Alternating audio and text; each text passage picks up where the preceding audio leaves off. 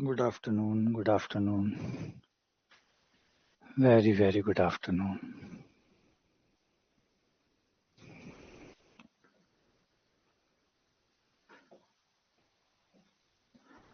Good afternoon. Very good afternoon. Very, very good afternoon. आप लोग तैयार ही थे? अच्छा, तब तो ठीक है। मैंने सोचा कि अचानक क्लास शेड्यूल करते हैं तो कई बार क्या बच्चों को पता नहीं चलता, बच्चे आ नहीं पाते, ये परेशानी रहती है। लेकिन आप लोग तो पहले से ही तैयार थे। बहुत ही बढ़िया। इसे कहते हैं पढ़ने वाले बच्चे।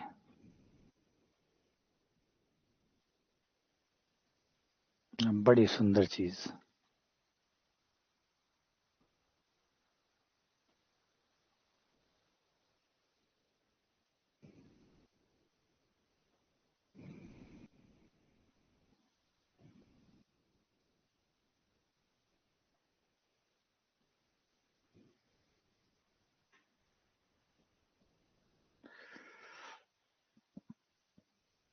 देखो, क्लास के बारे में बता चुका था मैं, आप लोगों को याद होगा कि जस्ट पहली क्लास जब हुई थी तो पहली क्लास में मैंने आज बता दिया था कि आज हल्का सा डिस्टरबेंस रहेगा,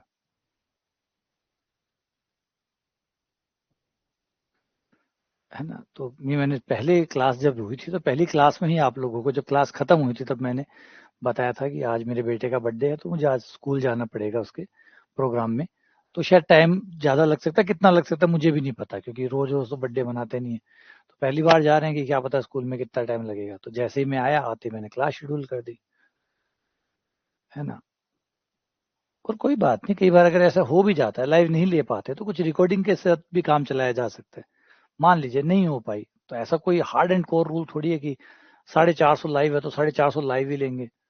400 लाइव ले लो, 50 रिकॉर्डिंग भी देख सकते हैं आप लोग, है ना। तो वो तो खुद तो है नहीं कि ऐसा कि एकदम ही निकल गई कोई बात नहीं। इतना सीरियस होने की कहाँ जरूरत होती है कि चलो एक लाइव एक रिकॉर्डिंग देख लेंगे, है ना। क्लास होनी जरूरी है, क्लास नहीं होगी तो रिकॉर्डिंग किस बात की होगी। रिकॉर्डिंग तभी होगी जब क्लास होगी। तो इम्पोर्टेंट चीज है क्लास। इसलिए मैं फिर सोच जाता हूँ कि नहीं यार, क्लास करवाओ, बाकी चीजें होती रहेंगी। आओ आगे बढ़ते हैं, सवालों की तरफ आगे बढ़ते हैं। सवाल नंबर 4 आपकी स्क्रीन पे ये रहा। ध्यान से सुनिएगा, अच्छे से समझिएगा और सवाल को करिएगा। देखो, क्वेश्चन नंबर 4 कहता क्या है, ये बीच में, है ना। X square plus P x plus Q, ये द्विघात समीकरण। नंबर 2 भी द्विघात समीकरण, दोनों द्विघात समीकरण है, उसके भी मूल होंगे, इसके भी मूल होंगे। सवाल ये कहता है कि जो ऊपर वाली द्विघात समीकरण है उसके मूलों का अनुपात, इसके जो भी मूल है उनका अनुपात निकाल लो, चाहे इस समीकरण के मूलों का अनुपात निकाल लो, वह बराबर है, अनुपात समान है। तब बताइए कि पी स्क्वायर एम किसके बराबर होगा। पी स्क्वायर एम किसके बराबर होगा। एक बात पूछूं, अगर आप लोग मान लीजिए तुक्का ही मारे यहाँ पे, कई बार तुक्का भी जोर का लगे, सिमेट्री होता है ना, बड़ा फायदा होता है। इसके मूल समान अनुपात में, है ना। पी स्क्वायर एम किसके बराबर होगा।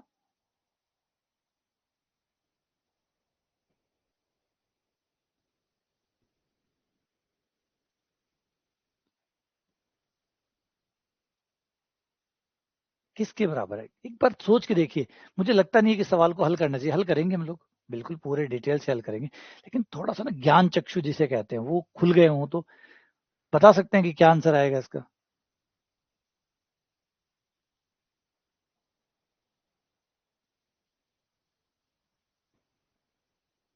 है ना। मैं हमेशा इस बात की हमेशा जोर देता हूं कि जब आप अच्छी प्रैक्टिस कर लेते हैं, जब आप सवालों की अच्छी प्रैक्टिस कर लेते हैं, तो आपको वो दिखना शुरू हो जाता है जो पहले कभी था ही नहीं, पहले कभी भी आपके फ्रेम में नहीं था। ये तैयारी के बाद शुरू होता है। अभी हम जैसे छोटी सी बात कर रहे थे, सुबह ही बात चल रही थी कि जो क्रिकेट में जब बैट्समैन खेलता है तो उसकी जो बॉल आती है वो 145, 150, 155 से बॉल आती है। तो 155 पे जब बॉल आती है तो आपका दिमाग, आपका शरीर, आपका हाथ, आपका पैर अलग अलग नहीं हो सकता, है ना। आपका दिमाग, आपकी आंखें, आपका हाथ, आपका पैर, आपका शरीर अलग अलग नहीं हो सकता, क्योंकि अगर आपकी ये चीजें अलग अलग हैं तो इनको कम्युनिकेशन करने में इतना टाइम लग जाएगा, इतने में तो बॉल निकल जाएगी, इतने में तो बॉल सर सर करती आपके पास से निकल जाएगी, आपको पता ही नहीं चलेगा। उस समय ना आपका कोई दिमाग होता है, ना आपका कोई शरीर होता है, ना कोई आपकी आंखें होती है, आप सिर्फ सिंगल होते हैं, एक चीज होते हैं। आपका पूरा दिमाग है ना, वो शरीर के एक एक उंगली में भी दिमाग जा चुका होता है, सब मिलकर एक तरह काम करते हैं। वरना एक आप कार रेसिंग देखिए, कार रेसिंग में बंदे स्पीड चलाते हैं 300, 350, 350 की स्पीड में। जब आप 100 की स्पीड में गाड़ी चलाते हैं, 100 या 125 में, तो आपको इर्द गिर्द की चीजें दिखनी बंद हो जाती है। सोचो 350 पे क्या होता होगा। 350 पे आप ये उम्मीद कर सकते हैं कि पहले किसी चीज को आंखें देखेंगी, फिर दिमाग पता लगाएगा कि वो क्या देख रहा है, फिर दिमाग हाथ को कहेगा कि जाओ स्टेयरिंग को घुमाओ, पैरों को कहेगा जाओ ब्रेक लगाओ। इतने में तो गाड़ी कई टप्पे खा चुकी होगी, ठक ठक ठक ठक ठक। उस समय आपका दिमाग, शरीर, हाथ पैर अलग अलग नहीं होते, वो एक बन जाते हैं। ये कब होता है? एक सर्टेन अमाउंट ऑफ प्रैक्टिस। जब आप एक अच्छी सी प्रैक्टिस कर लेते हैं तो ऐसा होता है, आपको वो दिखने लग जाता है सवाल में जो किसी और को पहले कभी दिख ही नहीं रहा था। गौर करो, इनके मूलों के अनुपात बराबर है ना, मूलों के अनुपात बराबर है। इस समीकरण के मूल मान लेते हैं अल्फा 1 बीटा 1, अल्फा 1 बीटा 1।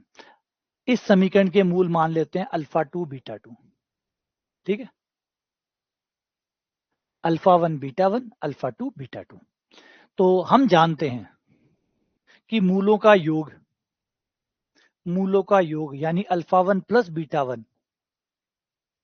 ये अल्फा 1 बीटा 1 क्यों मानने की जरूरत है जब हमें दिया हुआ है कि दोनों का अनुपात समान है ना, दोनों का अनुपात समान है। अल्फा 1 बटा बीटा 1 बराबर दिया है अल्फा 2 बटा बीटा 2, और इसको मैं बराबर में मान लेता हूं लैम्डा या की, लैम्डा नाम दे देता हूं। मुझे दिया गया है कि मूलों का अनुपात बराबर है, तो अल्फा 1 बटा बीटा 1 पहले मूलों का अनुपात, दूसरे के मूलों का अनुपात अल्फा 2 बटा बीटा 2 बराबर है, बराबर लैम्डा रख दिया। इसका फायदा क्या हुआ? इसका फायदा हुआ कि अल्फा 1 बराबर आ गया मेरा लैम्डा बीटा 1। ऐसे ही अल्फा 2 बराबर लैम्डा बीटा 2, अल्फा 1 बराबर लैम्डा बीटा 1, अल्फा 2 बराबर लैम्डा बीटा 2। अब एटलीस्ट आपका बीटा 1 बचेगा, अल्फा 1 इसी के रूप में आ जाएगा, तो आपका दूसरा मूल ही गायब हो जाएगा। अल्फा 1 प्लस बीटा 1 बराबर होगा मूलों का योग माइनस बी बटा ए यानी माइनस का पी। मूलों का गुणनफल अल्फा 1 गुणा बीटा 1 बराबर सी बटा ए जो कि क्यू हो गया, क्यू हो गया। यहां पे मैं बीटा अल्फा 1 की जगह मान रख सकता हूं अल्फा 1 बराबर लैम्डा बीटा 1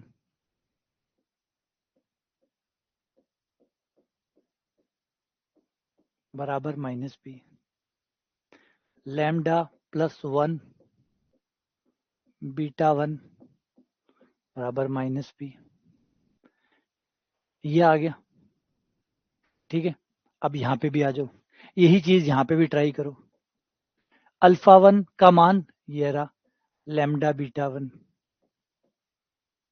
बराबर क्यू, लैम्डा बीटा 1 का स्क्वायर बराबर क्यू। यहां से बीटा 1 का मान निकाल लू मैं, बीटा 1 का मान आ जाएगा माइनस पी बटा लैम्डा प्लस 1।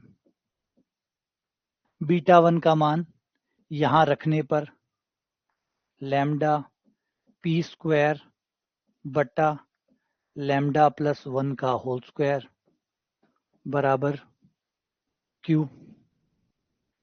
ठीक है, लैम्डा बटा लैम्डा प्लस 1 का स्क्वायर बराबर आ गया क्यू बटा पी स्क्वायर। अब हम यहाँ पे एक बार रुक जाते हैं। अगर यही चीज अगर मैं दूसरे वाले के साथ करता, सेम चीज ही होती, यही सब कुछ होता, बस उसमें क्या आता alpha 2 beta 2, alpha 2 beta 2, alpha 2 beta 2, alpha 2 beta 2। एक तो ये चलता। नंबर 2, जहां पी आया है वहां एल आता, जहां क्यू आया है वहां एम आता, यानी यही चीज आने वाली थी दूसरे के साथ। तो लैम्डा बटा लैम्डा प्लस 1 का स्क्वायर, यही चीज सेकंड वाले के साथ जब मैं दोहराता तो क्यू की जगह एम आता, ये एम आ गया, पी की जगह एल आता, ये आ गया। सेम चीज, क्योंकि एग्जैक्टली दोनों के मूलों का अनुपात सेम है, तो जो चीज पहले के साथ हुई है वही दूसरे के साथ सेम चलनी है। बस यहाँ अल्फा 1 बीटा 1 आ रहा है, वहां अल्फा 2 बीटा 2 आएगा, आएगा तो यही सेम। ये दोनों सेम है, ये दोनों बराबर हो गए, बराबर करते ही Q बटा पी स्क्वायर,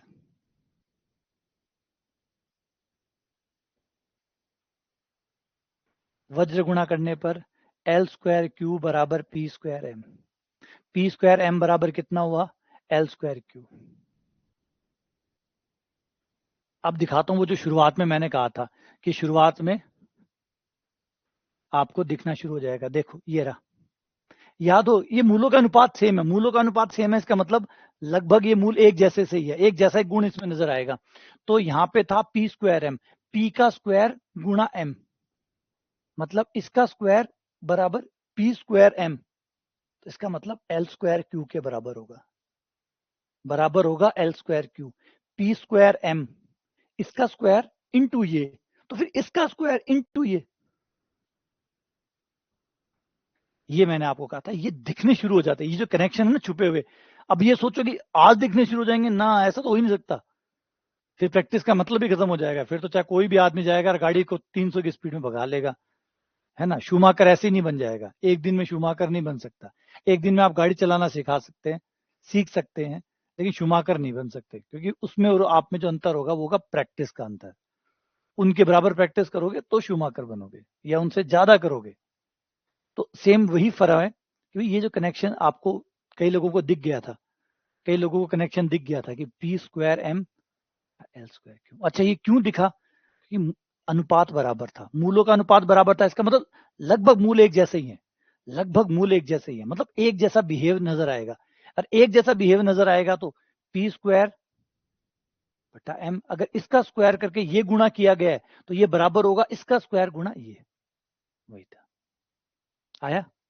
अब ये एक्स्ट्रा चीज है जो आपको कब दिखेगी, जब आपकी प्रैक्टिस बेहतर हो जाएगी, आज नहीं दिखेंगी। अगर आप सोचोगे आज मुझे क्यों नहीं दिखा, नहीं दिखेगा, डे वन पे ये चीजें नहीं दिखती। ये जो तीसरी आंख है ना, सिक्स सेंस वाला, ये तब खुलता है जब आप अच्छी प्रैक्टिस कर लेते हैं, सवालों में से बार बार गुजरते हैं, तो कुछ ऐसा दिखता है जो अद्भुत है। फिर सवाल सेकंड, अब कहते हैं शॉर्टकट, शॉर्ट ट्रिक कोई नहीं होती, प्रैक्टिस होती है जिससे कमाल होना शुरू हो जाता है। आगे बढ़ते हैं अगले क्वेश्चन पे। ये रहा, इसके मूल अल्फा और बीटा है, तो इसका मान बताइए। इसके मूल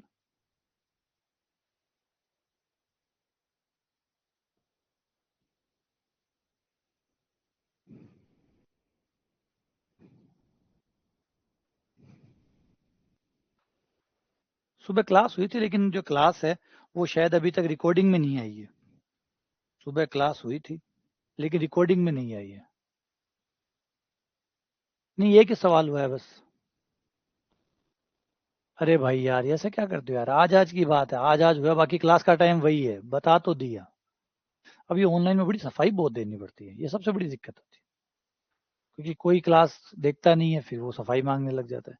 एक क्लास हुई सुबह, एक क्लास हुई थी, उसमें मैंने, मेरे बेटे का आज जन्मदिन था, तो मैंने उस क्लास में कहा था पहले वो क्लास तो देख लेते, उसको आने देते। वो क्लास थी कि भाई क्लास हुई थी, उस क्लास में कहा था मैंने, अब आप उस क्लास में आए नहीं। मैंने क्लास में कहा था कि आज मेरे बेटे का जन्मदिन है तो मुझे स्कूल जाना पड़ेगा, तो जो 10 बजे वाली क्लास है वो मैं आके लूंगा, जितने बजे भी आता हूँ, 1 बजे आता हूँ, 12 बजे आता हूँ, 2 बजे आता हूँ, जब भी आऊंगा तब मैं क्लास लूंगा। तो जैसे ही मैं आया मैंने क्लास शेड्यूल कर दी, तो क्लास अब हो रही है। और आज क्लास ले रहा हूँ उसका मतलब ये नहीं है कि अब परमानेंट यही टाइम हो गया, ये तो आज अव्यवस्था थी, कारण था, इस वजह से 1 बजे, बाकी टाइम वही है आपका 10 बजे।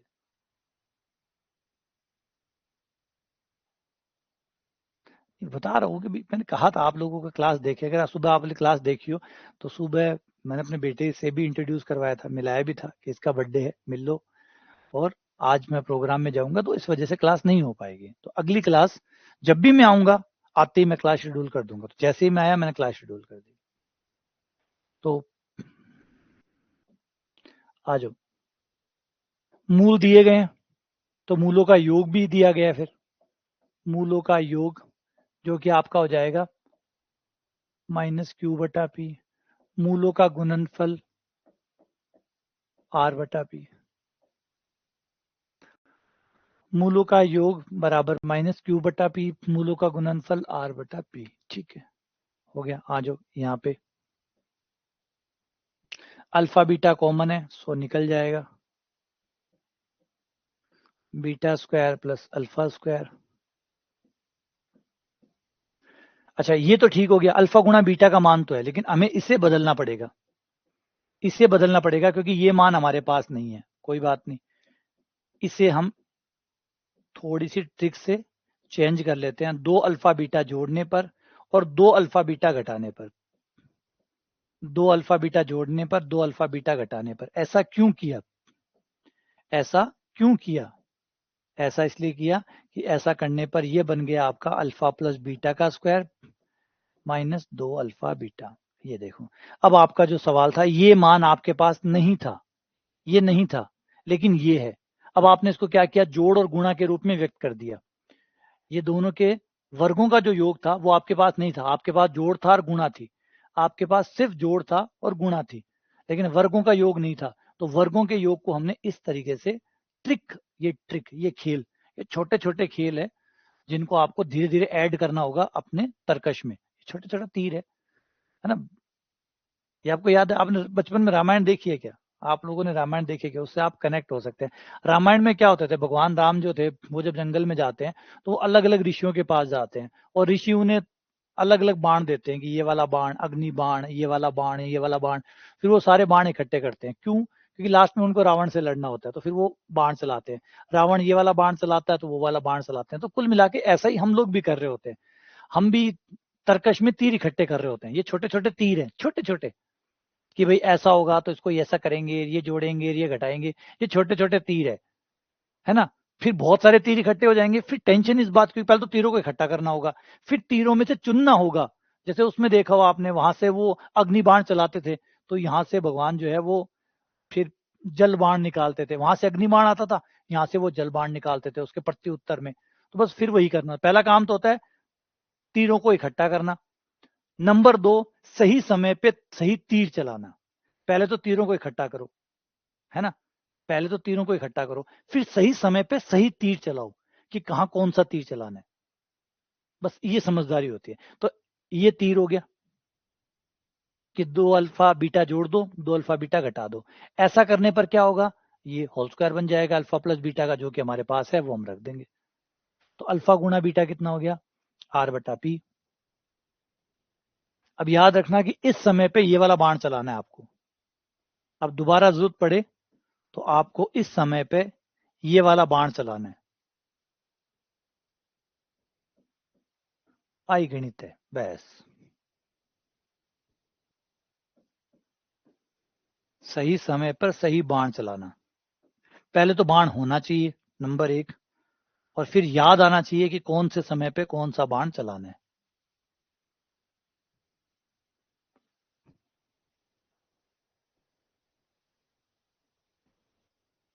मैंने कुछ मान गलत रखे हैं क्या? नहीं, हाँ मान तो गलत रखे मैंने मान गलत रखे हैं।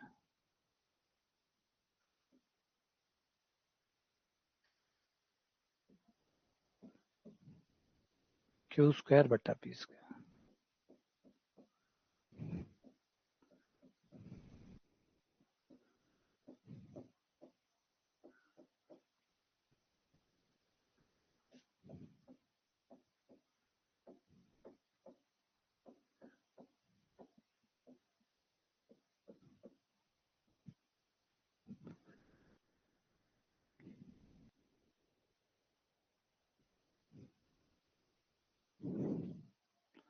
ये हो गया आपका आंसर, एकदम डन। ठीक है,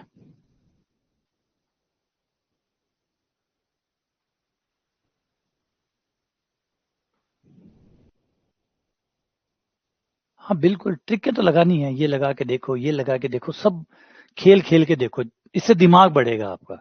जितना खेल को एंजॉय करोगे उतना ज्यादा आपको मजा आएगा। ट्राई करो ऐसे, ये रखो और इसमें पटको और उसमें डालो और उससे निकालो। और ऑब्वियसली बात है 10 में से 9 तरीके बेकार होंगे, लेकिन दिमाग तेज होगा।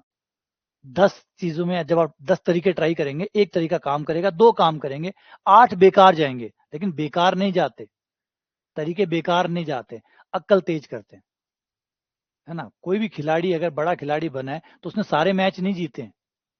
कोई भी खिलाड़ी, आज विराट कोहली बना है तो क्या सारे मैच जीते हैं विराट ने? सारे मैचों में शतक बनाए हैं? नहीं, कई मैचों में कम भी बनाए हैं, कई में ज्यादा भी बनाए हैं, कई मैच हारे भी हैं, कई जीते भी हैं। ओवरऑल आप बनते हैं, उन सबसे आप बनते हैं। आप हारे हुए मैचों से भी बनते हैं और आप जीते हुए से भी बनते हैं, दोनों मिलाकर आप टोटल निकल के आते हैं। तो ट्रिक्स आप लगाएंगे, माथा पच्ची करोगा और दिमाग तेज होगा, ए मान रख दो और बे मान रख दो और बिया सॉल्व कर लो, और कुछ काम करेंगे और कुछ काम नहीं करेंगे, लेकिन दोनों ही आपके लिए बढ़िया होंगे। उभयनिष्ठ मूल, ये देखो ये क्या कंसेप्ट है। उभयनिष्ठ मूल का मतलब ये होता है कॉमन मूल। कई बार आपके दो द्विघात समीकरण, अगर आपके पास दो द्विघात समीकरण है, दोनों द्विघात समीकरण में इसके भी दो मूल है, इसके भी दो मूल है, कई बार दिख रहे हैं, देखो दिख रहे हैं, अद्विघात समीकरण, एक एक द्विघात समीकरण आ और एक ही है, ये दो द्विघात समीकरण, इसके दो मूल, इसके दो मूल, कई बार इनके एक एक मूल बराबर होते हैं। मतलब जैसे इसका मूल भी 5 है, इसका भी 5 है, तो एक मूल उभयनिष्ठ, एक मूल उभयनिष्ठ हो गया। एक मूल इसमें भी 5 था, इसमें भी 5 था, हाँ बचे हुए एक एक अलग अलग है, इसका मान लीजिए 3 है, इसका 8 है, दूसरा मूल तो अलग अलग है, लेकिन एक एक मूल सेम है, तो कहते हैं एक मूल उभयनिष्ठ है, एक मूल उभयनिष्ठ है। कई बार दोनों ही मूल उभयनिष्ठ होते हैं, इसके भी मूल वही है, इसके मूल भी वही है, जैसे इसके मूल 2 और 3 है, इसके भी 2 और 3 है, तो दोनों मूल उभयनिष्ठ है। तो ये दो केस बनते हैं, एक तो होता है एक मूल उभयनिष्ठ होना, तो आपको एक केस और बनता है कि दोनों मूल अलग है, वो तो फिर नॉर्मल बात हो गई, दोनों मूल अलग है वो तो हो ही गया। हम बात करें या तो एक मूल सेम हो सकता है, एक एक सेम हो सकता है दोनों का, या फिर दोनों के दोनों ही सेम हो सकते हैं। तो इसे कहते हैं उभयनिष्ठ मूल की कंडीशन, कि क्या दो द्विघात समीकरणों के एक एक मूल बराबर है या दो दो मूल बराबर है। अगर एक एक मूल बराबर है तो इसका फायदा कैसे उठाएंगे, दो दो मूल बराबर है तो इसका फायदा कैसे उठाएंगे। तो यही चीज है। आ जाओ, पहली द्विघात समीकरण आपकी ये है, और इन द्विघात समीकरणों के मान लो एक एक मूल बराबर है, एक बार, दूसरी बार मान लो दो दो मूल बराबर है।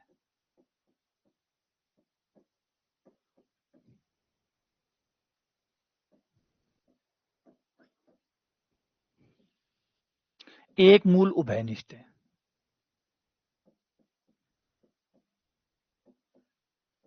इसके दो हैं, इसके दो हैं, उन दो में एक मूल सेम है, वो ऊपर वाले का मूल भी है, वो नीचे वाले का मूल भी है। One root is common. Number दो, दोनों मूल उभयनिष्ठ है, ऊपर वाले के मूल और नीचे वाले के मूल बराबर है। जो ऊपर वाले द्विघात समीकरण के मूल है वही नीचे वाले के मूल है ना। हो सकता है भैया तो एक मूल बराबर होगा या दोनों मूल बराबर होंगे, दो मूल बराबर होंगे, दो मूल बराबर होंगे, ठीक है, एक मूल या दो मूल। अच्छा, एक मूल बराबर है, इसका मतलब मान लो वो उभयनिष्ठ मूल अल्फा है, अल्फा वो मूल है जो ऊपर वाले समीकरण का भी है और नीचे वाले का भी। एक मूल उभयनिष्ठ है मतलब एक मूल दोनों में, एक मूल है जो ऊपर वाले का भी है और वो नीचे वाले का भी है, दोनों मूल उभयनिष्ठ है, इसका मतलब अल्फा ही मूल ऊपर वाले का है, नीचे वाले का भी है, बीटा ऊपर वाले का भी है और नीचे वाले का भी है, फिर दोनों मूल उभयनिष्ठ है। दोनों मूल उभयनिष्ठ का मतलब ऊपर वाले समीकरण के जो दोनों मूल है नीचे वाले के भी वही दोनों मूल है। तो अल्फा बीटा अगर ऊपर वाले के है तो नीचे वाले के भी अल्फा बीटा ही है। तो अब बात यह है कि अगर मान लो हमें कहा जाए कि दो द्विघात समीकरण है, उनका एक मूल उभयनिष्ठ है, तो इसका फायदा कैसे उठाएंगे, गणितीय फायदा कैसे उठाएंगे इस बात का। या दोनों मूल उभयनिष्ठ है तो उसका गणितीय फायदा कैसे उठाएंगे। मान लो आपको दो द्विघात समीकरण दे दे, कह दे दोनों समीकरण के दोनों मूल समान है, और यहां पे से कोई गायब कर दे, C1 गायब कर दे, C1 की जगह लैम्डा या के या पी रख दे, और पूछे बताओ पी का मान क्या है। तो आप कैसे यूज करेंगे कि दो मूल समान, एक मूल समान वाली कंडीशन का उपयोग कैसे करेंगे। आ जाओ उपयोग करना सिखाता हूं। अल्फा मूल दोनों का है, दोनों का है मतलब दोनों को संतुष्ट करेगा, दोनों समीकरण को संतुष्ट कराने पर पहले वाली समीकरण में रख दिया, दूसरे वाली समीकरण में भी रख दिया,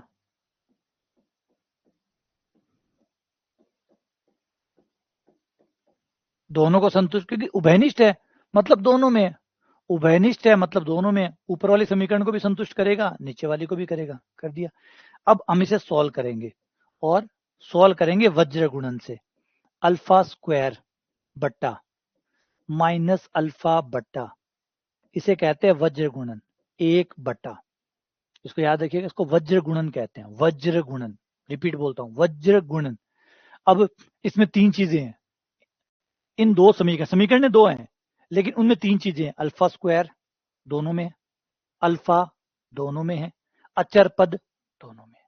तो अल्फा स्क्वायर बटा माइनस अल्फा बटा 1/। अब जब अल्फा स्क्वायर लोगे आप इसे छोड़ देंगे, अल्फा स्क्वायर को छोड़ देंगे, और वज्र गुणन b1 c2 b2 c1,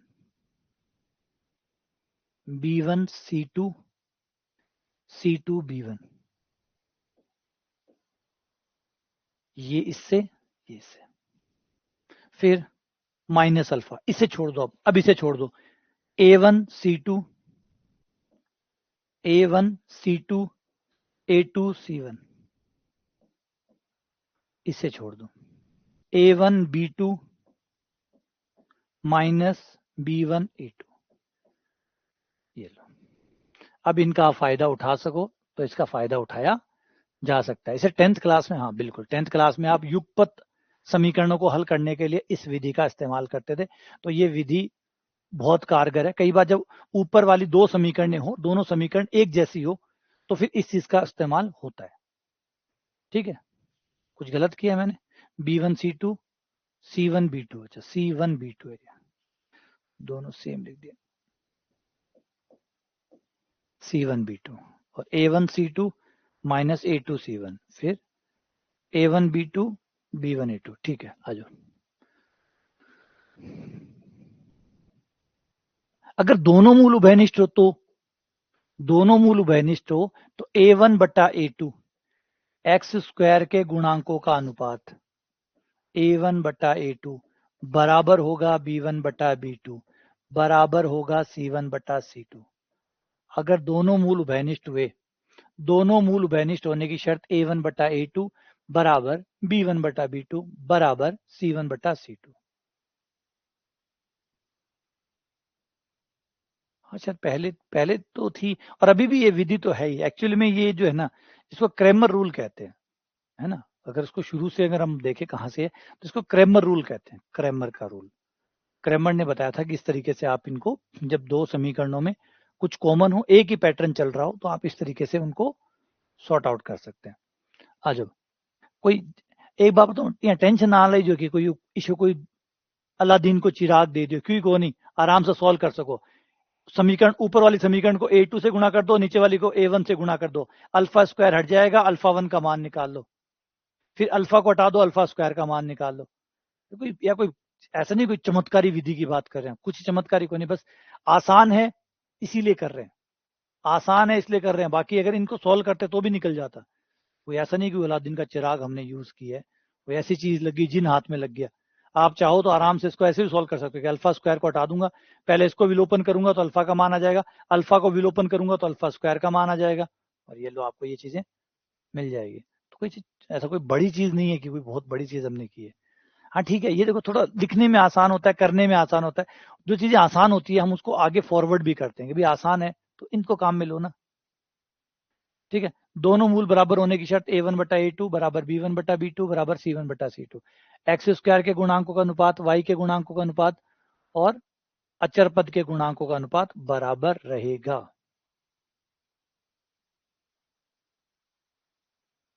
आ जाओ आगे बढ़ते हैं,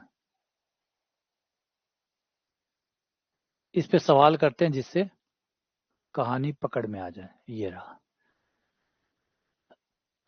ये रहा सवाल। इस समीकरण का मूल उभयनिष्ठ है। कितने मूल, कायदा यार पूरी बात बताओ, अधूरी अधूरी बातें करते हो। मूल उभयनिष्ठ है, कितने मूल उभयनिष्ठ है, कितने भाई, कितने मूल उभयनिष्ठ है, ढंग से देखो। अब ये छोटी छोटी बातें छोड़ देते हैं और फिर सवाल होता है डिलीट, फिर पेपर में ये सवाल हो जाते हैं डिलीट। अब इनके तो एक शब्द का गड़बड़ हुआ, हमारा पूरा सिलेक्शन बिगड़ जाता है ना, हमारा पूरा सिलेक्शन बिगड़ जाता है। अब इन लोगों के तो खाली एक छोटी सी गलती होती है और हमारा पूरा पेपर बिगड़ जाता है। इतना बहुत है। अब मान लीजिए ये सवाल, ये सवाल मैं तो करके आया और मैंने 1 मिनट लगाया, 1 मिनट बाद उत्तर भी आ गए, मैंने एक मूल उभयनिष्ठ मान के करा, उत्तर भी आ गए, मैं टिक करके आ गया। आगे जाके कोई चैलेंज कर देगा, बोले ये तो आपने लिखा ही नहीं कि एक मूल उभयनिष्ठ है, आपने तो कहा मूल उभयनिष्ठ है। मूल उभयनिष्ठ का मतलब 2 भी हो सकता है, 3 भी हो सकते हैं, 1 भी हो सकता है, 2 भी हो सकते हैं। आगे चैलेंज में चला जाएगा, चैलेंज में डिलीट हो जाएगा, तो मेरे तो गए 1-1.5 मिनट। जो भी मैंने इसको सॉल्व करने में समय दिया है मेरे तो गया ना, टाइम बर्बाद हो गया मेरा तो। और इतने में तो फर्क पड़ ही जाता है रिजल्ट में। तो अब इनकी गलती भुगतते हम। ठीक है, क्या कर लें भाई, सिस्टम है सो है, सिस्टम ऐसा ही है। चलो, एक मूल उभयनिष्ठ है, 2 मूल उभयनिष्ठ में तो पी का एक ही मान आता, 2 मान तो नहीं आते, है ना। पी का 2 मान आए हैं, इसका मतलब एक मूल उभयनिष्ठ है। माना वो मूल अल्फा है, तो 3 alpha square minus 2 alpha, 3 alpha square minus 2 alpha plus 6 alpha square.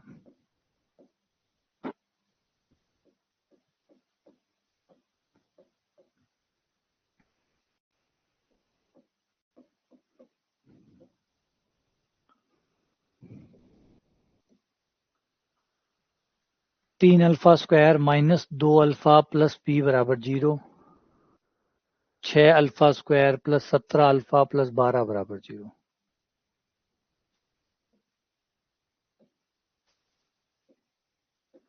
Alpha square बटा ये कैंसिल, ये हुआ माइनस का 24, माइनस का 24 और 17 पी।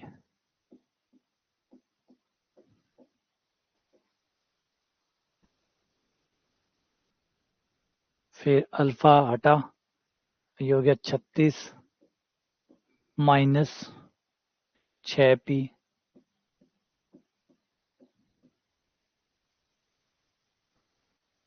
और ये हो गया 70 51, 6 दूनी 12।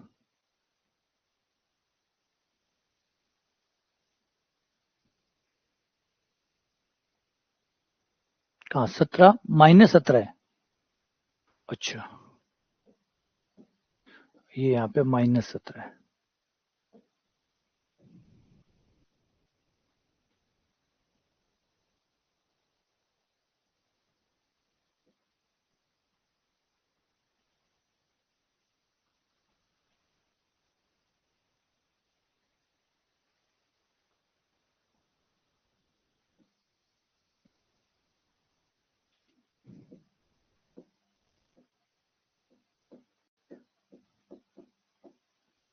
माइनस कॉमन लेके कट कर दूं,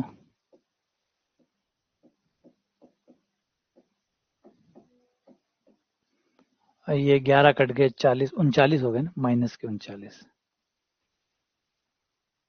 अल्फा का मान हम एक तो इन दो से निकाल सकते हैं, एक अल्फा का मान इन दो से निकाल सकते हैं। तो पहले और तीसरे से, पहले और दूसरे से अल्फा कट गया, एक अल्फा बच गया, और ये वज्र गुणा करके यहाँ चला गया, 7p माइनस 24।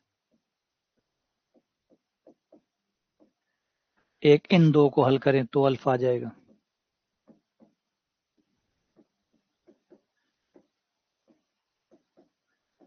दोनों अल्फा बराबर है, तुलना कर लो।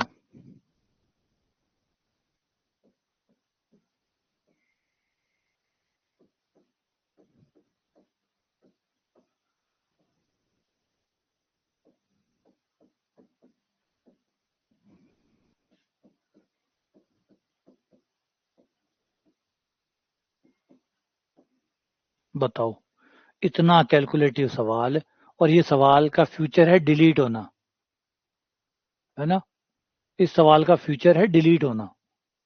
अभी सवाल को कोई भूला भटका बेचारा कर ले, तो यहाँ तो 1 मिनट का तो लगता ही नहीं है कि ये 1 मिनट वाला है। ये जो नंबर है 39 है, ये तो देख के ही आइडिया लग रहा है कि ये तो 1 मिनट वाला तो नहीं है। जिसमें 39 आ गया यार, 39 किसको पसंद होगा। 39 आ गया, 39 आ गया, 47 आ गया, ये नंबर देखते ही समझ में आ जाता है कि सवाल में कुछ तो गड़बड़ है, मतलब ठीक सवाल तो नहीं है, भला आदमी तो नहीं है ये। और अब इसकी कैलकुलेशन करो, पी निकालो, और अच्छा निकाल लिए, चलो निकाल भी दिए, ठीक हो गया। लास्ट में ये तो डिलीट में जाना है, क्यों, क्योंकि इसने एक लिखना भूल गया था, पेपर बनाने वाला एक लिखना भूल गया था। नहीं। और वो डिलीट नहीं मानेगा तो भर्ती अटक जाएगी, डिलीट मान लेगा तो भर्ती आगे खिसक जाएगी, डिलीट नहीं मानेगा तो भर्ती अटक जाएगी। कई लोगों को फ्यूचर खराब करेगा यू।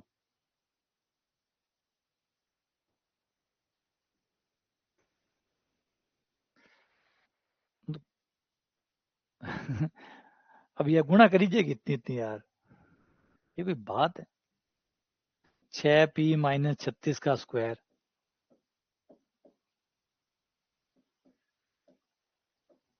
बाय ऑप्शन ट्राई कर लो।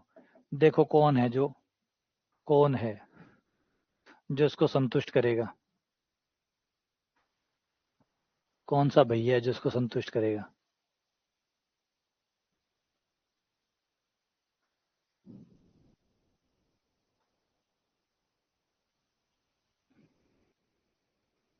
नंबर भी इतने गंदे हैं, 15/7, 15/3। तो 15/3 5 ही तो होता है, 15/3 5 ही तो होता है। तो बिना मतलब में 15/3 लिखा हुआ है। 6 पंजे 30, 30 में से 6 36, इधर 36 आ जाएगा, इधर तो 36 आना ही नहीं है, ये तो गलत है। ये -15/3, ये माइनस का 5, कितना आएगा भाई?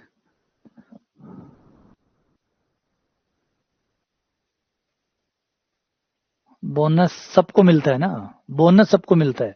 बोनस अगर मिलता है तो वो भी वही बात हो गई, बोनस देना चाहे सवाल डिलीट करना एक ही बात है। बोनस दो या सवाल डिलीट करो, क्योंकि बोनस आपको उस आदमी को तो दे नहीं रहे, एक आदमी को आप सबको दे रहे हैं। जो चीज सब में बंट गई उसका कोई मतलब नहीं बना, या सबके लिए डिलीट हो गई तो सबके लिए डिलीट हो जाए या सबको नंबर मिल जाए, वो दोनों ही केस एक ही बात है, बस अलग अलग फर्क ही है। एक में 3 कम कर दिए, एक में 3 जोड़ दिए। सबको 3 नंबर दे रहे हो आप, है ना, मान लो सबको 3 नंबर दे रहे हो या सबके 3 नंबर काट रहे हो, क्या फर्क पड़ा? दोनों में कोई बात का फर्क नहीं है। और मेरिट तो फिर उस हिसाब से चेंज हो जाएगी बस, बाकी तो रिजल्ट तो चेंज होगा, रिजल्ट तो वही रहेगा सबका।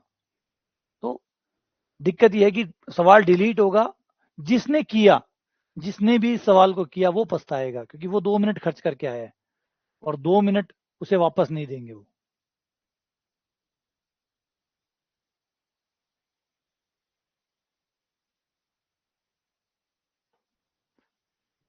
ठीक है ना, तो अब ये सवाल, इन सवालों से बचना है, ये जो है ना, ये इन सवालों से बचना है। इनसे जो बच गया, ऐसे 5 सवाल मैं जो कि बार बार ये पता नहीं कितनी बार रिपीट कर चुका हूँ, ऐसे 5 सवाल अगर आपने पेपर में कर लिए तो आपके पेपर में सिलेक्शन होने का कोई चांस नहीं है, क्योंकि ये कैलकुलेशन है, ये आपके दिमाग को खराब कर देंगे। सवाल ना तो छोड़ा जाएगा ना किया जाएगा। अब इतनी बड़ी बड़ी गुणा कौन करेगा, और करेगा भी, नहीं करेगा तो वैसे दिमाग में घूमता रहेगा, करेगा तो इतना टाइम खर्च कर देगा कि दिमाग वैसे खराब हो जाएगा कि यार 5 मिनट दे दिए एक सवाल में, तो वैसे दिमाग खराब हो जाएगा। यानी कुल मिला के ये आपसे कुछ ना कुछ लेके ही जाएगा, है ना। वो अंदाज अपना अपना मूवी में वो डायलॉग आता ना कि मम्मू के अम्बो का भतीजा हूँ, आया हूँ तो कुछ जरूर लेके जाऊंगा। तो वही कहानी है, आया हूँ तो कुछ लेके जाऊंगा, ये आपका कुछ लेके ही जाएगा। ठीक है, अब मेरी हिम्मत को नहीं हो रही बताओ, अभी आगे सॉल्व करने की हिम्मत ही को नहीं रही, भाड़ मजा मत तो कौन करना,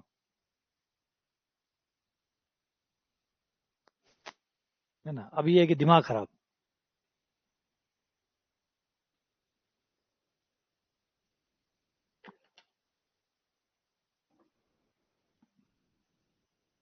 और दूसरा क्या, हमारी बड़ी कैलकुलेशन करने की आदत भी नहीं होती। अब 36 का स्क्वायर हमें पता ही नहीं क्या होता है, 36 का स्क्वायर, फिर स्क्वायर करो, फिर 39 को 17 से गुणा करो, क्या मतलब। बस ठीक है, जो भी होगा वो यहाँ देख लेना। ठीक है, ये सोचो जो सवाल ट्रेनिंग में ही नहीं होते वो पेपर में क्या होंगे, और पेपर में अगर कोई इन्हें करता है उसका सोचो क्या होगा, उसका मालिक कौन। आगे बढ़ते हैं, अगला सवाल। अच्छा, तुम्हारा थर्ड ग्रेड इसी चक्कर में रह गया। हाँ यही है, मैं, है ना, आप इस सवाल को देखिए, मैंने यही चीज कहता रहता हूँ आप लोगों को कि पढ़ाई से आगे भी बहुत कुछ है, पढ़ाई आपने पूरी कर ली और बहुत अच्छे से कर ली, उसके बाद भी सिलेक्शन और आपके बीच में अच्छा खासा गैप होता है। बहुत सारी बारीकियां होती है, अगर आपने वो नहीं समझी तो सिलेक्शन नहीं आएगा, चाहे आप कितना भी अच्छा पढ़िए। बहुत से लोग आप लोगों ने देखे होंगे 10-10 सालों से पढ़ रहे हैं। बहुत से लोग ऐसे देखे होंगे जो डेली लाइब्रेरी जाते हैं, सुबह जाते हैं, शाम को आते हैं और कंटिन्यू कर रहे हैं वो। तो दिक्कत क्या है? दिक्कत ये है कि वो समझ ही नहीं पा रहे हैं कि वो गलतियां क्या कर रहे हैं, वो क्या चीज है जो वो दोहराए जा रहे हैं, और दोहराए जा रहे हैं तो वही रिजल्ट आए जा रहा है। आप गलतियां दोहराओगे तो आपका रिजल्ट भी दोहराया जाएगा, रिजल्ट भी वही आता रहेगा। जब तक गलतियां करते रहोगे रिजल्ट भी वही आता रहेगा। फिर कोई फर्क नहीं पड़ता कि 10 साल हो गए कि 15 साल हो गए। वो डालते इसलिए ब्रेकर है, ये ब्रेकर है। उन्हें भी तो मेरिट में अलग निकालना है।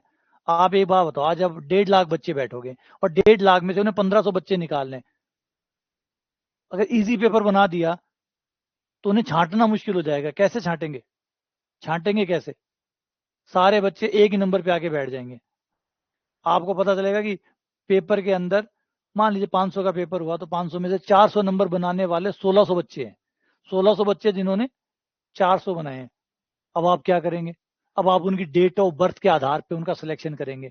तो फिर दूसरे दिन अखबार में छपेगा कि फिर परीक्षा ही क्यों करवाई थी, सिक्का उछाल के सिलेक्शन कर देते।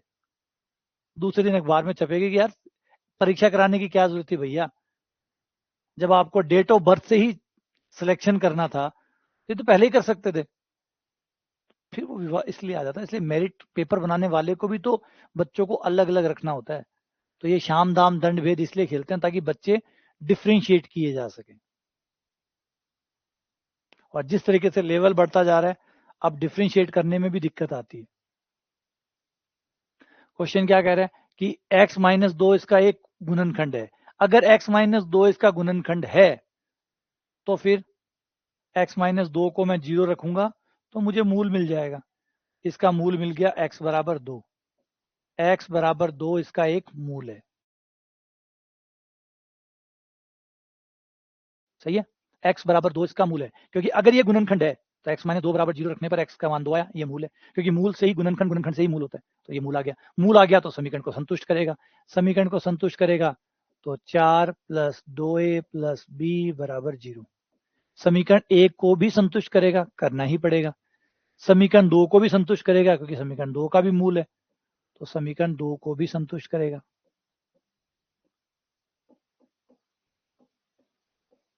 समीकरण 1 को भी संतुष्ट करेगा और समीकरण 2 को भी संतुष्ट करेगा, दोनों को करेगा। तो 4 + 2a + b बराबर 0 और 4 + 2c + d बराबर 0। दोनों को घटाने पर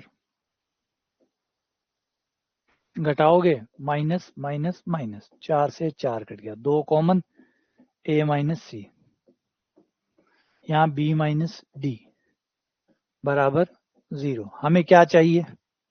हमें चाहिए b - d के बटे में c - a। तो b - d को उधर भेज दो, इसमें से माइनस कॉमन निकाल लो ताकि ये c - a बन जाए। बन गया, ये उधर गया, ये माइनस का हो गया, माइनस से माइनस कट गया। c - a को बटे में ले जाओ, b - d बटा c - a। b - d बटा c - a बराबर कितना हुआ? 2।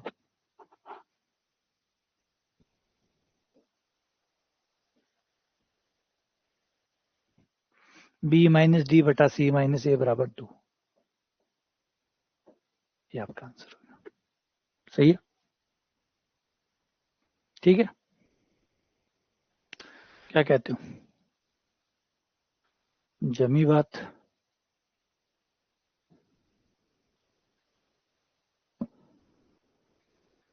यहां तक सब सही है?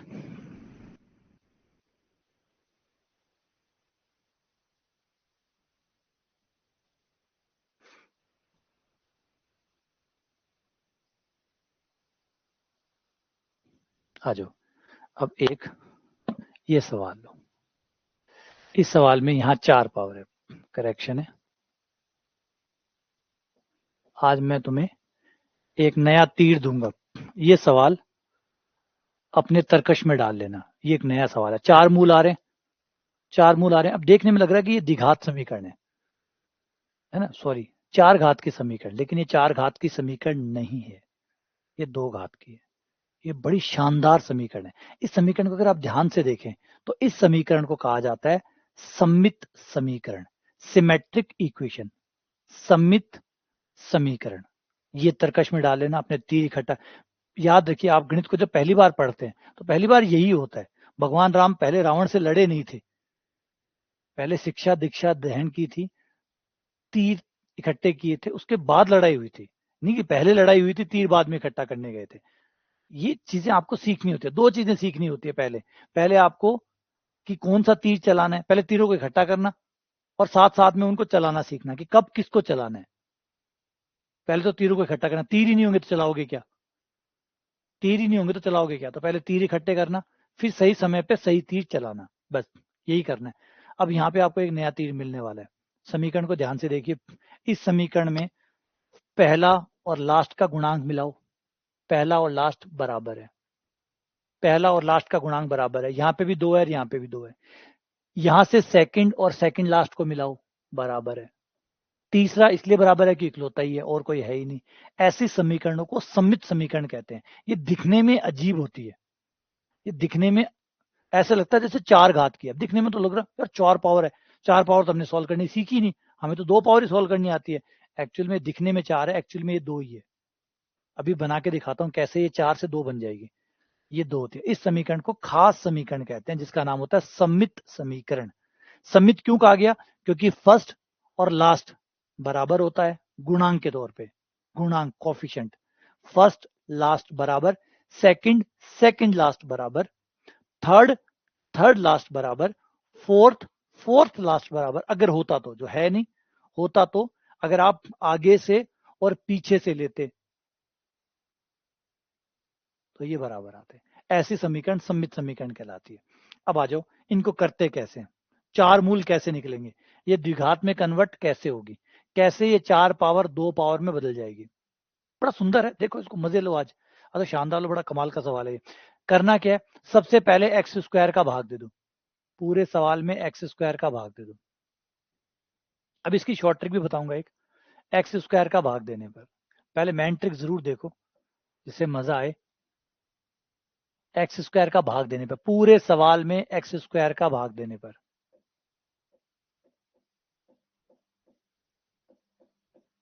एक्स स्क्वायर का भाग दिया 2x² plus x plus 11 plus 1/x plus 2/x²। ठीक है, कर दिया एक्स स्क्वायर का भाग, हो गया, हाँ डन। बस अब एक बार रुको। अब फर्स्ट और लास्ट को एक साथ रखो, सेकंड और सेकंड लास्ट को एक साथ रखो। कॉमन आ रहा है तो कॉमन भी ले लो, कॉमन आ रहा है तो ले लो, ले लिया, ठीक है। फिर सेकंड और सेकंड लास्ट को एक साथ रखो, रख दिया, ठीक है। फिर इस तरीके से उनको क्रमबद्ध रूप से जचाओ, ये इस तरीके से सेट हो गया। अब अभी रुको, एक चीज और करनी है, एक छोटी सी चीज और करनी है। ये एक्स स्क्वायर प्लस 1/x² है, इसको होल स्क्वायर बनाना है। कैसे बनेगा, इसके लिए बस इसमें 2 जोड़ दो और 2 घटा दो, 2 जोड़ दो और 2 घटा दो। ये तो कर सकते हैं, है ना, ये तो कर सकते हैं। अब ये जो चीजें मैं छोटी छोटी कर रहा हूं ना, यही वो तीर है जो आपको इकट्ठे करने हैं, और कब कौन सा चलाना है ये सीखना है। अब यहाँ पे हमने 2 क्यों जोड़ा और 2 क्यों घटाया, सवाल 2 क्यों जोड़ा और 2 क्यों घटाया। ऐसा करने पर ये होगा कि ये हमारा होल स्क्वायर बन जाएगा। ये बन गया आपका x प्लस 1/x का होल स्क्वायर। कैसे, देखो, ए स्क्वायर खोलूंगा तो a² b² plus 2ab, 2ab में x x कट जाएगा, 2 बच जाएगा, x x कट जाएगा, 2 बच जाएगा।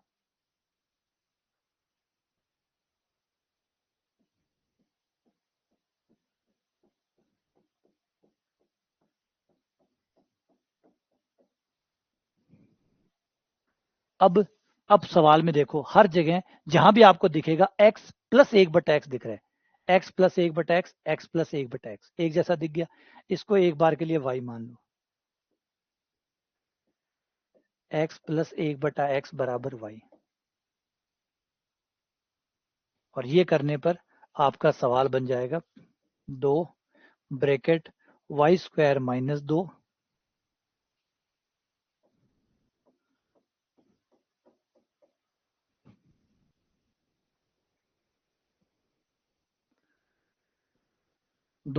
Y square minus 2 plus Y plus 11। अब आप इस ब्रैकेट को खोलो, 2y स्क्वायर प्लस वाई, ये आएगा माइनस का 4 और 11, 11 में से 4 गया कितना, 7। चेक कर लो कुछ गलती ना की हो मैंने।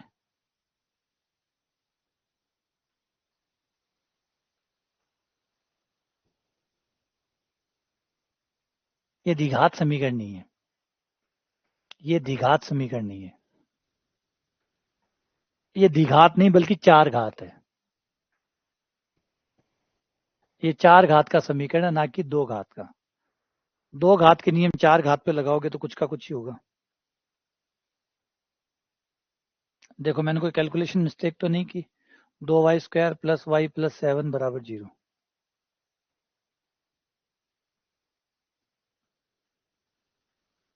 सब सही है।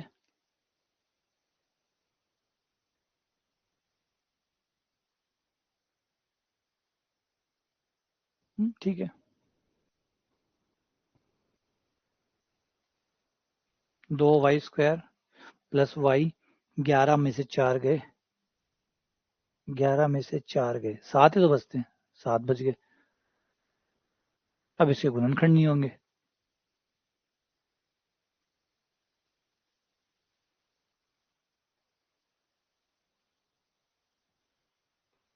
भाई साहब के गुणनखंड खराब होंगे। गुणनखंड क्या हो सकते हैं, कोई से भी नहीं हो सकते।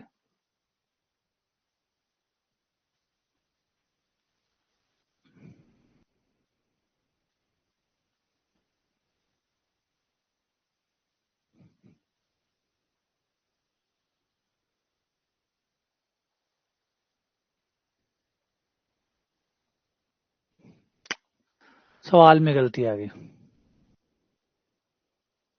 हाँ सवाल में गलती आ गई। सवाल में करेक्शन है।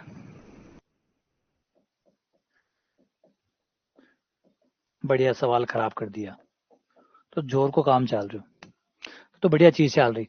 तो चलो छोड़ो, अब सवाल में गलती है, वापस आते हैं एक बार।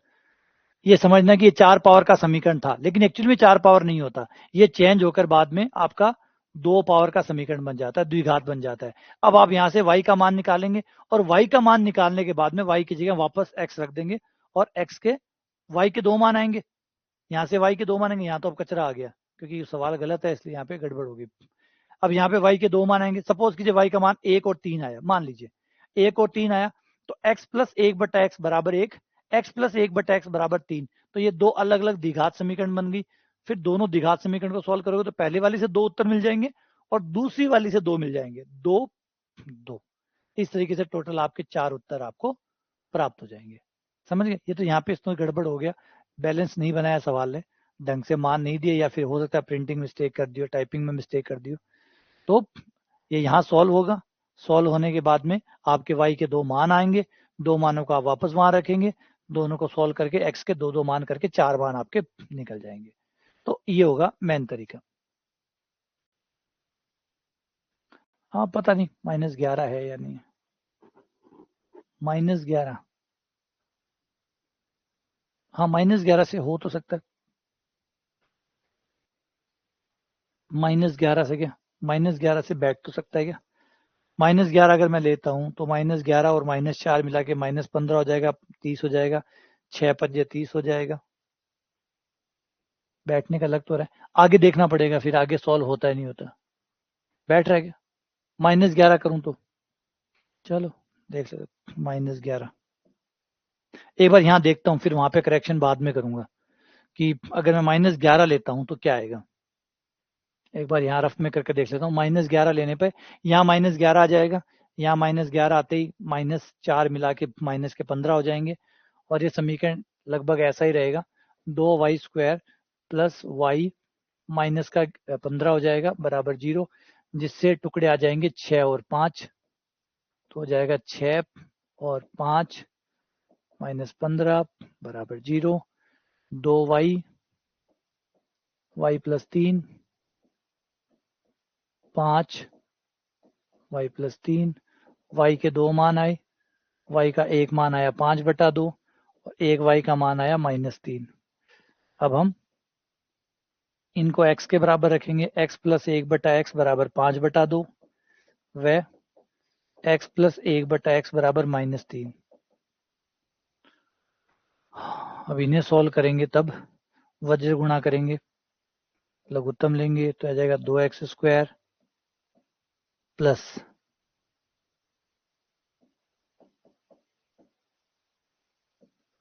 2x² माइनस 5x प्लस 2 बराबर 0।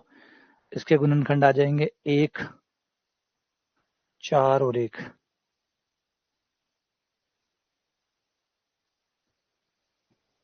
हो तो रहा है भाई, आगे तो बढ़ रहा है सवाल, आगे बढ़ रहा है। तो 2 और 1/2, इससे 2 और 1/2 आ गए, और उससे कितने आ जाएंगे, उससे आ जाएंगे x² प्लस 1 माइनस 3x। उससे काल्पनिक आ जाएंगे, उससे काल्पनिक आ जाएंगे, उससे 2 काल्पनिक आ जाएंगे, तो एक उत्तर 2 हो गया और एक 1/2 हो गया। और इसने परिमेय मूल्य पूछे हैं खाली, मतलब काल्पनिक नहीं पूछे, तो काल्पनिक नहीं पूछे तो ए आंसर हो जाएगा। इसका मतलब सही कह रहे हो कि यहाँ पे ये +11 नहीं बल्कि -11 है।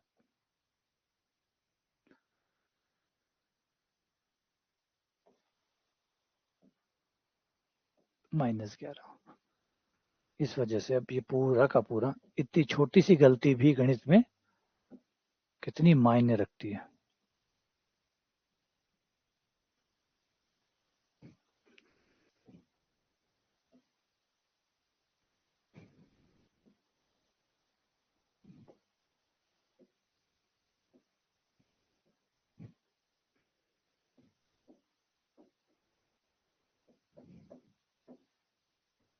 ये हो गया,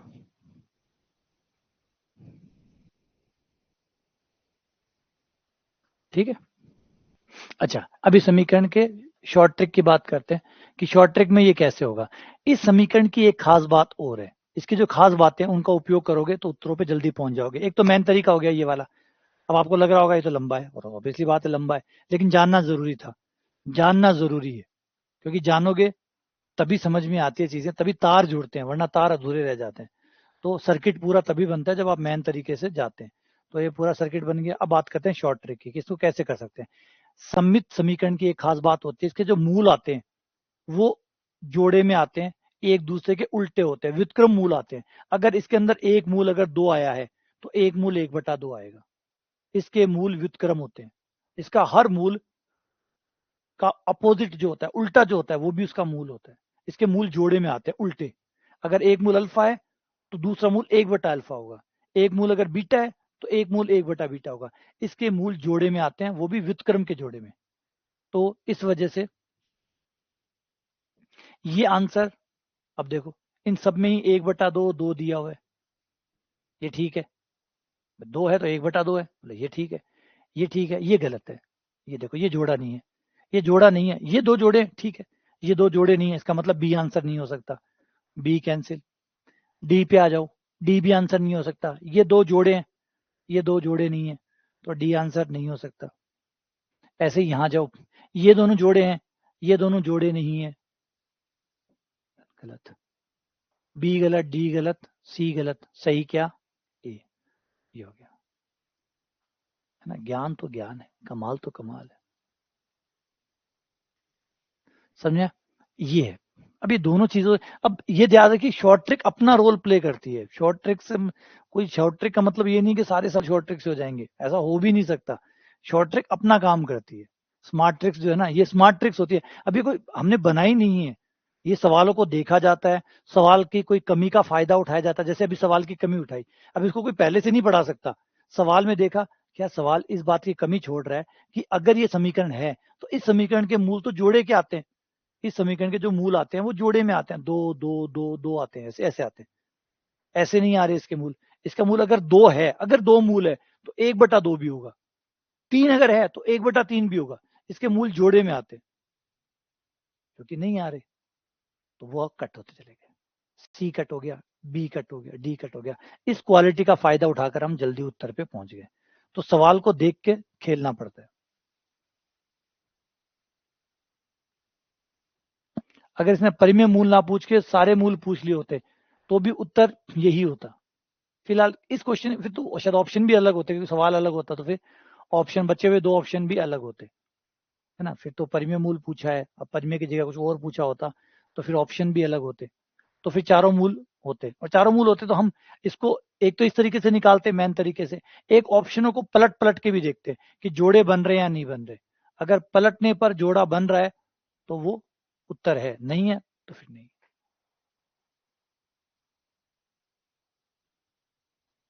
माइनस में हो तो क्या उल्टा तो होता ही है, -2 का उल्टा 1/-2, -2 का उल्टा 1/-2। उल्टा का मतलब गुणा की बात कर रहा हूं, गुणा के हिसाब से पलट जाते हैं। अगर एक मूल x है, इनका एक मूल अल्फा है, तो एक मूल 1/अल्फा होगा। सपोज करो एक मूल 5/2 है, -5/2 है। अगर एक मूल -5/2 है तो अगला मूल -2/5 हो जाएगा।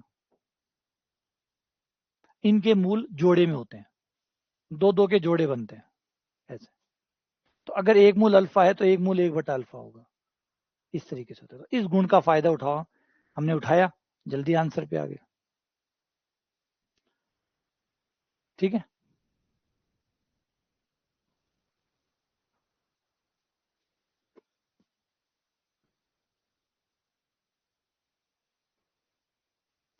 इस समीकरण के मूल बराबर है, दोनों मूल बराबर है, यानी पहला मूल बराबर दूसरा मूल। तो बताइए कौन सी बात सत्य है, कौन सी बात सत्य है।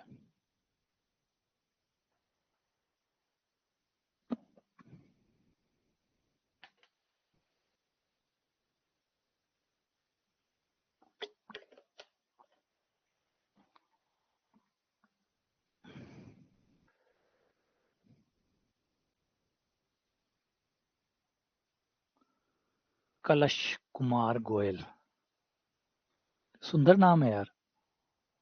मतलब एक बात है, अब आपकी जनरेशन जो है ना, आप वाली जनरेशन, इसमें नाम बहुत अच्छे है ना। अब जैसे कल वो एक स्टूडेंट आई थी, लड़की, उसका नाम था अयोध्या, है ना, अयोध्या। काफी हटके था, मेरे लिए हटके था, हो सकता है आप लोगों के लिए सामान्य हो, पहले आपने सुना हो, मैंने पहली बार सुना है। मुझे तो अयोध्या नगरी है, लेकिन अयोध्या नाम किसी का नहीं सुना था, पहली बार अयोध्या। और आज जो है एक नाम है कलश। बढ़िया, बहुत बढ़िया, बहुत सुंदर। एक और भी है, विद्यात्मा है या विद्यात्मा, एक स्टूडेंट और है विद्यात्मा।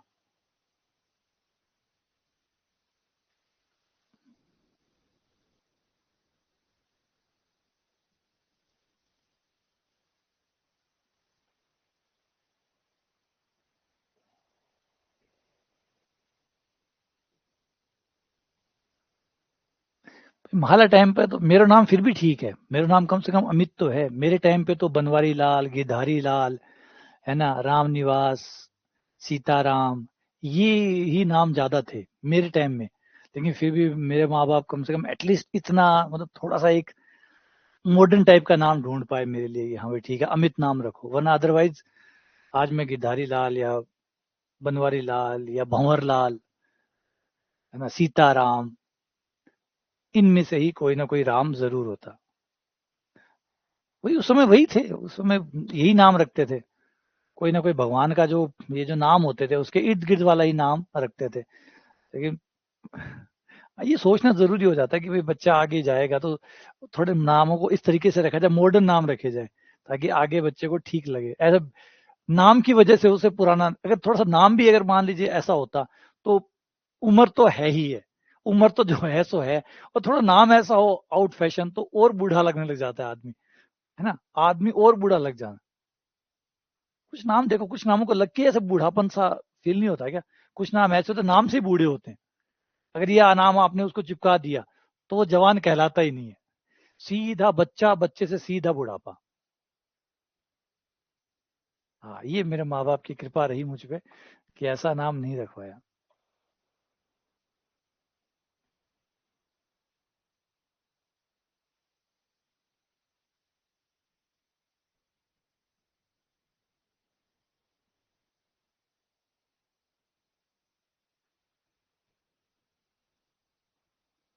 हाँ, वही कह रहा हूँ, सोच के देखो, सोचता हूँ तो लगता है ठीक है, बच गया, बाल बाल बच गया।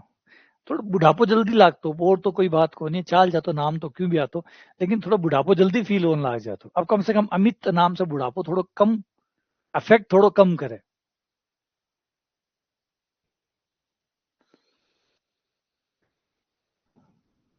A square plus B square,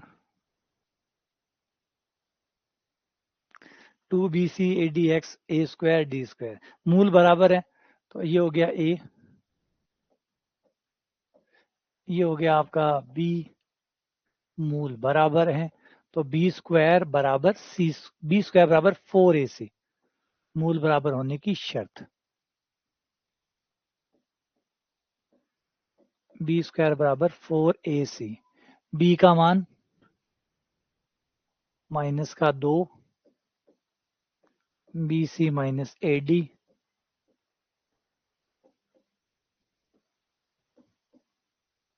4 A का मान A square plus B square.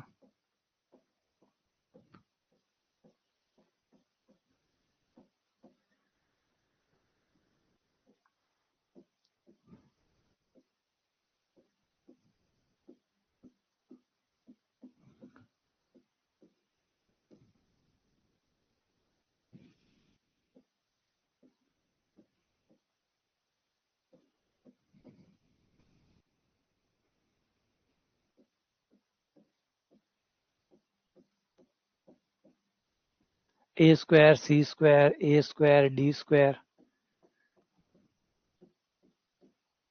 B square C square B square D square. 4 से 4 कट गया, B square C square B square C square cut गया, ए स्क्वायर डी स्क्वायर से A square D square cut गया। पदों को एक तरफ कर लो, एक तरफ करने पर ए सी का स्क्वायर प्लस बी डी का स्क्वायर माइनस इज ए, यहाँ ले आओ, और ए और सी साथ में कर दो, ए सी और बी डी। ये लो, पदों को एक तरफ कर दिया।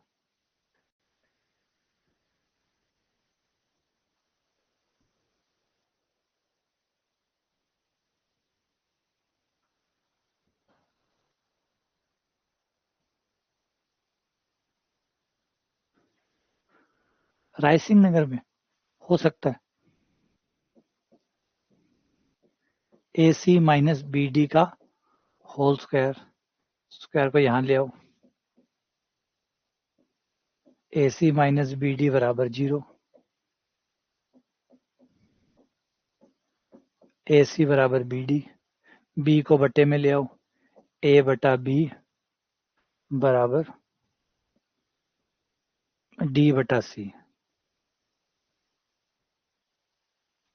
ए बटा बी डी बटा सी आया मेरे तो।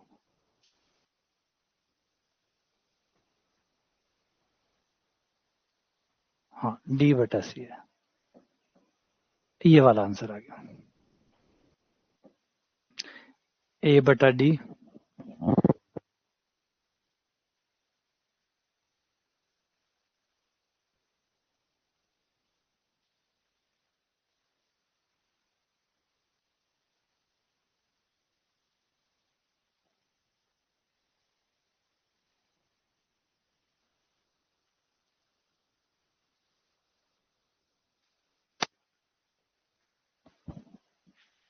ठीक है ना, तो ये वाला हो गया, सी ऑप्शन हो गया, ए बटा डी, वज्र गुणा करके देख लो ना, ए सी बराबर बी डी, ए सी बराबर बी डी, ए सी बराबर बी डी। तो ये आपका ऑप्शन हो गया सी सही। ठीक है, चलो बस क्लास इतनी ही लेंगे, बाकी आप लोगों से कल मिलते हैं। हाँ वो गलती, सवाल जानबूझ के बनाया था इसने, जानबूझ के बनाया। तो देखो ऑप्शन, अब ये बारीक बारीक बातें यही तो लोग करते हैं ना। अभी नॉर्मली आदत रहती है कि ए बटा बी बराबर सी बटा डी होगा, तो बंदे ने थोड़ा बहुत ट्रिक खेल गया कि आदमी की मानसिकता का फायदा उठा लिया कि भाई साइकोलॉजी क्या होती है, हर किसी को लगता है कि ए बटा बी बराबर सी बटा डी आएगा, यही लगता है, और वो सीधा ए पे टिक करता है। इतने में करी कराई मेहनत, थोड़ी सी जल्दबाजी में करी कराई मेहनत बेकार हो जाएगी। शायद आप लोगों ने कर भी दिया होगा, है ना। क्लास स्टार्ट हुई थी लगभग 1 घंटे 10 मिनट हो चुके हैं क्लास को। पहली क्लास, पहली क्या, 2 बीसी प्लस एडी है। अच्छा अच्छा, ये प्लस का था ये वाला। इतनी बड़ी गलती भी बच गई, इतनी बड़ी गलती भी बच गई। देखो तकदीर साथ होता है ऐसा होता है, वरना भी ये इतनी बड़ी गलती बच गई। यहाँ पे माइनस की जगह, प्लस की जगह माइनस लिख दिया, फिर एक गलती और करके गलती, गलती को गलती से काट के सही कर दिया, है ना। तो 2 गलतियां भी एक गलती को काट देती है। चलो ठीक है, अब देख लेना आप लोग इसको, जो भी है मिलते हैं आप लोगों से। वही तो कह रहा हूँ, देखो कई बार तकदीर साथ होते हैं तो ये होता है, गलती के बाद फिर एक गलती की, गलती ने गलती को काट दिया, सवाल सही हो गया। थैंक यू, शुक्रिया शुक्रिया शुक्रिया। गलती भी सही दिशा में हुई।